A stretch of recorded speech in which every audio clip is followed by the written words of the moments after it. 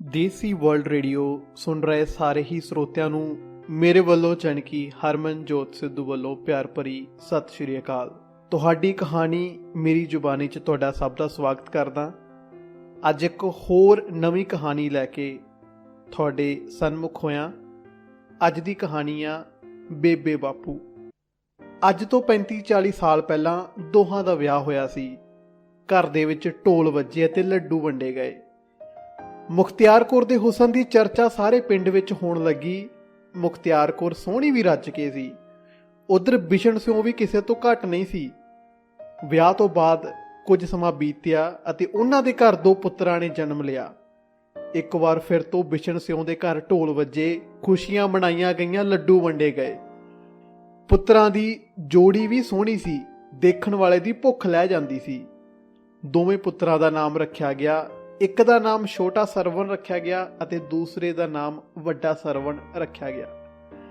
ਸਮਾਂ ਬੀਤਦਾ ਗਿਆ, ਦੋਵੇਂ ਪੁੱਤਰ ਵੱਡੇ ਹੁੰਦੇ ਗਏ। ਦੋਵਾਂ ਨੂੰ ਚੰਗੇ ਸਕੂਲ ਵਿੱਚ ਪੜ੍ਹਾਇਆ ਗਿਆ। ਮਾਂ-ਬਾਪ ਨੇ ਉਹਨਾਂ ਦੀ ਹਰ ਖੁਸ਼ੀ ਪੂਰੀ ਕਰਨ ਦੇ ਲਈ ਹਰ ਤਰ੍ਹਾਂ ਦੀ ਕੋਸ਼ਿਸ਼ ਕੀਤੀ। ਦੋਵੇਂ ਪੁੱਤਰਾਂ ਨੂੰ ਨੌਕਰੀ ਕਰਨ ਦੇ ਕਾਬਿਲ ਬਣਾਇਆ ਗਿਆ। ਫਿਰ ਸਮਾਂ ਆਇਆ ਜਦੋਂ ਦੋਵੇਂ ਪੁੱਤਰ ਵੱਡੇ ਹੋਏ ਅਤੇ ਉਹਨਾਂ ਦਾ ਵਿਆਹ ਕੀਤਾ ਗਿਆ। ਘਰ ਵਿੱਚ 2 ਨੂੰਹਾਂ ਵੀ ਆ ਗਈਆਂ ਤੇ ਇੱਕ ਵਾਰ ਫਿਰ ਤੋਂ ਬਿਸ਼ਨ ਸਿਉਂ ਦੇ ਘਰ ਢੋਲ ਵੱਜੇ, ਖੁਸ਼ੀਆਂ ਤੇ ਲੱਡੂ ਵੰਡੇ ਗਏ।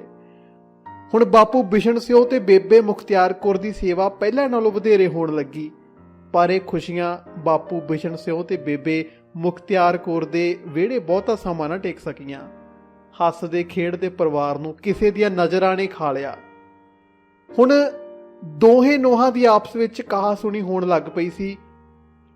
ਦੂਸਰੇ ਪਾਸੇ ਛੋਟੇ ਸਰਵਣ ਅਤੇ ਵੱਡੇ ਸਰਵਣ ਦੀ ਆਪਸ ਵਿੱਚ ਬੋਲਚਾਲ ਬੰਦ ਹੋ ਗਈ ਸੀ। ਹੁਣ ਬਾਪੂ ਬਿਸ਼ਨ ਸਿਉਂ ਤੇ ਬੇਬੇ ਮੁਖਤਿਆਰ ਕੌਰ ਦੇ ਮੱਥੇ ਦੀਆਂ ਚਿੰਤਾ ਦੀਆਂ ਲਕੀਰਾਂ ਸਾਫ਼ ਦਿਸ ਰਹੀਆਂ ਸਨ। ਉਹਨਾਂ ਨੂੰ ਹੋਣੀ ਦਾ ਡਰ ਅੰਦਰੋਂ ਹੀ ਅੰਦਰ ਘੁਣ ਵਾਂਗ ਖਾ ਰਿਹਾ ਸੀ। ਅੰਤ ਵਿੱਚ ਉਹੀ ਹੋਇਆ ਜਿਸ ਦਾ ਬਾਪੂ ਬਿਸ਼ਨ ਸਿਉਂ ਤੇ ਮੁਖਤਿਆਰ ਕੌਰ ਨੂੰ ਡਰ ਸੀ। ਹੁਣ ਗੱਲ ਘਰ ਦੀਆਂ ਕੰਧਾਂ ਤੋਂ ਪਾਰ ਪਿੰਡ ਦੀ ਪੰਚਾਇਤ ਵਿੱਚ ਪਹੁੰਚ ਚੁੱਕੀ ਸੀ।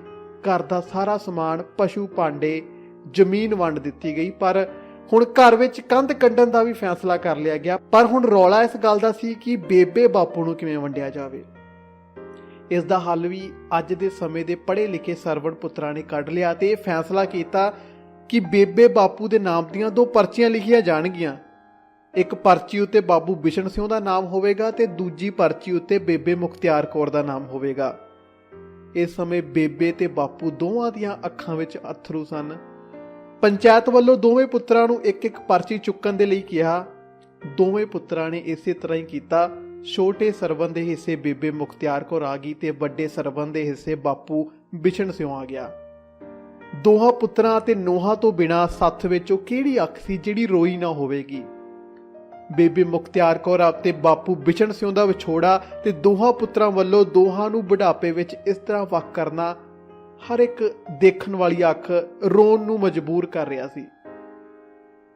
ਸਮਾਂ ਬੀਤਦਾ ਗਿਆ। ਬੇਬੇ ਮੁਖਤਿਆਰ ਕੌਰ ਅਤੇ ਬਾਪੂ ਬਿਸ਼ਨ ਸਿਉਂ ਇੱਕ ਦੂਜੇ ਨਾਲ ਗੱਲ ਕਰਨਾ ਤਾਂ ਡਰ ਇੱਕ ਦੂਜੇ ਨੂੰ ਵੇਖਣ ਦੇ ਲਈ ਵੀ ਤਰਸ ਗਏ ਸਨ। ਇੱਕ ਦਿਨ ਅਚਾਨਕ ਦੋਵੇਂ ਪੁੱਤਰ ਅਤੇ ਨੂੰਹ ਕਿਸੇ ਰਿਸ਼ਤੇਦਾਰੀ ਵਿੱਚ ਵਿਆਹ ਦੇ ਪ੍ਰੋਗਰਾਮ ਉੱਤੇ ਗਏ ਸਨ। ਬੇਬੇ ਮੁਖਤਿਆਰ ਕੌਰ ਅਤੇ ਬਾਬੂ ਬਿਸ਼ਨ ਸਿਉਂ ਨੂੰ ਘਰ ਦੀ ਰਾਖੀ ਸਮਝ ਕੇ ਇਕੱਲਿਆਂ ਛੱਡ ਦਿੱਤਾ ਗਿਆ।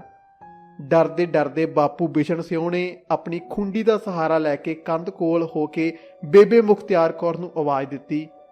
ਬੇਬੇ ਮੁਖਤਿਆਰ ਕੌਰ ਵੀ ਡਿੱਗਦੀ ਢਹਿੰਦੀ ਕੰਧ ਕੋਲ ਆ ਗਈ। ਬਾਬੂ ਬਿਸ਼ਨ ਸਿਉਂ ਤੇ ਬੇਬੇ ਮੁਖਤਿਆਰ ਕੌਰ ਦੋਹਾਂ ਦਾ ਮਨ ਭਰ ਆਇਆ। ਬਾਪੂ ਬਿਸ਼ਨ ਸਿਉਂ ਕਹਿਣ ਲੱਗਿਆ ਕਿ ਸੁਣ ਮੁਖਤਿਆਰ ਕੌਰੇ, ਤੂੰ ਸਾਰੀ ਉਮਰ ਮੇਰਾ ਬੜਾ ਸਾਥ ਦਿੱਤਾ। ਹੁਣ ਇਸ ਤਰ੍ਹਾਂ ਦੂਰ ਹੋਣ ਦਾ ਦੁੱਖ ਸਹਾਰਿਆ ਨਹੀਂ ਜਾਂਦਾ। ਇਹ ਘਰ ਵੀ ਵੱਡ ਵੱਡ ਖਾਣ ਨੂੰ ਪੈਂਦਾ ਜੋ ਕਦੀ ਆਪਾਂ ਆਪਣੀ ਔਲਾਦ ਲਈ ਬੜੀ ਰੀਝ ਨਾਲ ਬਣਾਇਆ ਸੀ। ਤੂੰ ਕਦੀ ਕਦੀ ਧਾ ਕੇ ਮਿਲ ਜਿਆ ਕਰ, ਦੁੱਖ ਸੁੱਖ ਸਾਂਝਾ ਕਰ ਲਿਆ ਕਰ। ਕਿੰਨੇ ਸੋਹਣੇ ਦਿਨ ਸੀ ਉਹ ਜਦੋਂ ਦੋਵੇਂ ਸਰਵਣ ਪੁੱਤਰਾਂ ਨੇ ਆਪਣੇ ਘਰ ਜਨਮ ਲਿਆ ਸੀ। ਆਪਾਂ ਸੋਚਿਆ ਸੀ ਕਿ ਚਲੋ ਪੁੱਤਰ ਵੱਡੇ ਹੋਣਗੇ, ਆਪਣੇ ਬੁਢਾਪੇ ਦਾ ਸਹਾਰਾ ਬਣਨਗੇ। ਪਰ ਆ ਕੀ ਹੋ ਗਿਆ ਮੁਖਤਿਆਰ ਕੌਰੇ?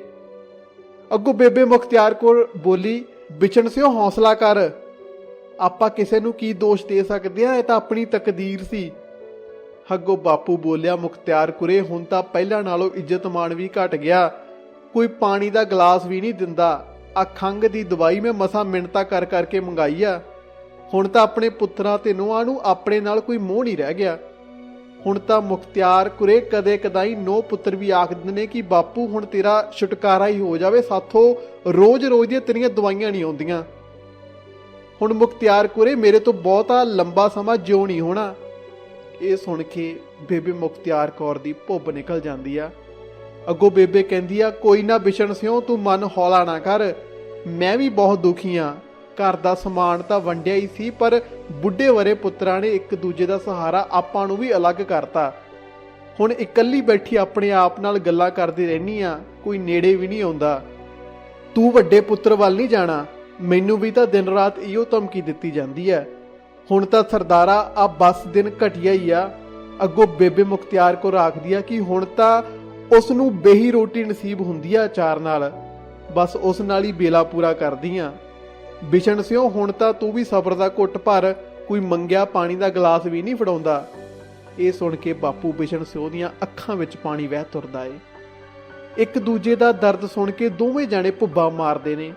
ਬੁੱਢੀਆਂ ਅੱਖਾਂ ਵਿੱਚ ਪੁੱਤਰਾਂ ਦੇ ਆਸਰੇ ਸੁਖੀ ਰਹਿਣ ਦਾ ਖਾਬ ਵੀ ਅਧੂਰਾ ਰਹਿ ਜਾਂਦਾ ਏ। ਕੁਝ ਸਮੇਂ ਬਾਅਦ ਬਾਪੂ ਬਿਸ਼ਨ ਸਿਓ ਬੇਬੇ ਮੁਖਤਿਆਰ ਕੌਰ ਨੂੰ ਆਵਾਜ਼ ਦਿੰਦਾ ਹੈ, ਪਰ ਅੱਗੋਂ ਆਵਾਜ਼ ਨਹੀਂ ਆਉਂਦੀ। ਬਾਪੂ ਬਿਸ਼ਨ ਸਿਓ ਫਿਰ ਆਵਾਜ਼ ਦਿੰਦਾ ਹੈ, ਪਰ ਹੁਣ ਵੀ ਕੋਈ ਜਵਾਬ ਨਹੀਂ ਆਉਂਦਾ। ਤਾਂ ਬਾਪੂ ਆਖਦਾ ਹੈ ਕਿ ਕੀ ਗੱਲ ਮੁਖਤਿਆਰ ਕੁਰੇ, ਤੂੰ ਬੋਲਦੀ ਕਿਉਂ ਨਹੀਂ, ਇੱਕ ਵਾਰ ਤਾਂ ਬੋਲ। ਹੁਣ ਬਾਪੂ ਚੰਗੀ ਤਰ੍ਹਾਂ ਸਮਝ ਚੁੱਕਿਆ ਸੀ ਕਿ ਉਸਦੀ ਜੀਵਨ ਸਾਥਣ ਹੁਣ ਇਸ ਦੁਨੀਆ ਵਿੱਚ ਨਹੀਂ ਰਹੀ। ਇੰਨਾ ਦੁੱਖਾਂ ਜੋ ਪੁੱਤਰਾਂ ਦੁਆਰਾ ਉਹਨਾਂ ਨੂੰ ਦਿੱਤੇ ਗਏ ਸਨ ਅਤੇ ਆਪਸੀ ਵਿਛੋੜੇ ਦੇ ਕਾਰਨ ਆਖਰ ਬਾਪੂ ਵੀ ਲੱਖਾਂ ਹੀ ਸੁਪਨੇ ਅਤੇ ਰੀਝਾਂ ਸੀਨੇ ਵਿੱਚ ਲੈ ਕੇ ਉਹ ਆਸਾਂ ਜੋ ਪੁੱਤਰਾਂ ਤੋਂ ਲਗਾਈਆਂ ਸਨ ਪਰ ਪੂਰੀਆਂ ਨਾ ਹੋ ਸਕੀਆਂ, ਬਹੁਤ ਸਾਰੇ ਦੁੱਖ ਆਪਣੇ ਅੰਦਰ ਲੈ ਕੇ ਇੱਕ ਝੂਠੀ ਦੁਨੀਆ ਨੂੰ ਅਲਵਿਦਾ ਆ ਗਿਆ। ਇਹ ਸੀ ਬਾਪੂ ਬਿਸ਼ਨ ਸਿਓ ਤੇ ਮਾਤਾ ਮੁਖਤਿਆਰ ਕੌਰ ਦੇ ਸੀਨੇ ਦਾ ਦਰਦ, ਜੋ ਉਹਨਾਂ ਨੂੰ ਚਾਵਾਂ ਅਤੇ ਰੀਝਾਂ ਨਾਲ ਪਾਲੇ ਹੋਏ ਸਰਵਣ ਪੁੱਤਰਾਂ ਨੇ ਦਿੱਤਾ। ਅੱਜ ਦੇ ਸਾਰੇ ਪੜ੍ਹੇ ਲਿਖੇ ਸਰਵਣ ਪੁੱਤਰਾਂ ਅਤੇ ਧੀਆਂ ਨੂੰ ਇੱਕ ਬੇਨਤੀ ਹੈ ਕਿ ਆਪਣੇ ਮਾਂ-ਬਾਪ ਦੇ ਪਾਲਣ ਪੋਸ਼ਣ ਦਾ ਮੁੱਲ ਜ਼ਰੂਰ ਮੋੜ ਦਿਆ ਕਰੋ। ਜੇਕਰ ਤੁਸੀਂ ਉਹਨਾਂ ਨੂੰ ਰੋਟੀ ਨਹੀਂ ਦੇ ਸਕਦੇ ਤਾਂ ਕਿਰਪਾ ਕਰਕੇ ਉਹਨਾਂ ਨੂੰ ਇੱਕ ਦੂਜੇ ਤੋਂ ਵੱਖ ਵੀ ਨਾ ਕਰੋ। ਇਹ ਕਹਾਣੀ ਸਾਨੂੰ ਭੇਜੀ ਸੀ ਗੋਲਡੀ ਫਰੋਮ ਖੰਨੇ ਤੋਂ।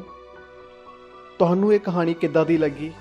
ਇਸ ਕਹਾਣੀ ਨੂੰ ਤੁਸੀਂ ਲਾਈਕ ਕਰ ਸਕਦੇ ਹੋ, ਥੱਲੇ ਕਮੈਂਟ ਕਰ ਸਕਦੇ ਹੋ ਤੇ ਵੱਧ ਤੋਂ ਵੱਧ ਇਸ ਕਹਾਣੀ ਨੂੰ ਸ਼ੇਅਰ ਕਰ ਸਕਦੇ ਹੋ। ਤੁਸੀਂ ਵੀ ਆਪਣੀ ਕੋਈ ਕਹਾਣੀ ਸਾਨੂੰ ਭੇਜਣਾ ਚਾਹੁੰਦੇ ਹੋ ਤਾਂ ਸਾਡੇ WhatsApp ਨੰਬਰ +9193333024 ਯਾਨੀ ਕਿ 90233 33024 ਤੇ ਆਪਣਾ ਨਾਮ, ਕਹਾਣੀਕਾਰ ਦਾ ਨਾਮ ਤੇ ਕਹਾਣੀ ਭੇਜ ਸਕਦੇ ਹੋ। ਅਗਲੀ ਵਾਰੀ ਫਿਰ ਹਾਜ਼ਰ ਹੋਵਾਂਗੇ ਕਿਸੇ ਨਵੀਂ ਕਹਾਣੀ ਦੇ ਨਾਲ। ਤਦ ਤੱਕ ਮੈਨੂੰ ਦਿਓ ਆਗਿਆ। ਸੁਣਦੇ ਰਹੋ ਦੇਸੀ ਵਰਲਡ ਰੇਡੀਓ।